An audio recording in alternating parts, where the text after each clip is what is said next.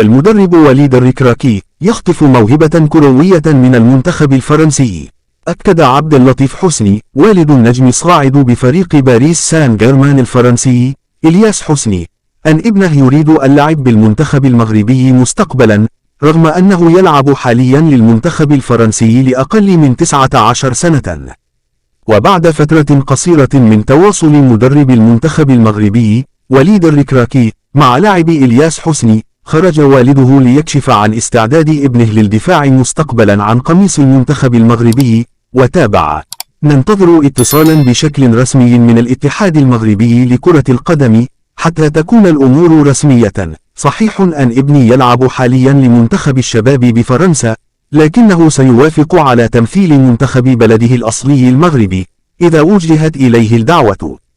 ووقع إلياس حسني عقدا جديدا مع باريس سان جيرمان يمتد إلى غاية يونيو 2026، ويعتبر من المواهب الصاعدة التي يعول عليه نادي العاصمة الفرنسية مستقبلا، كما أنه أصبح حديث الصحافة الفرنسية خلال الأيام الماضية.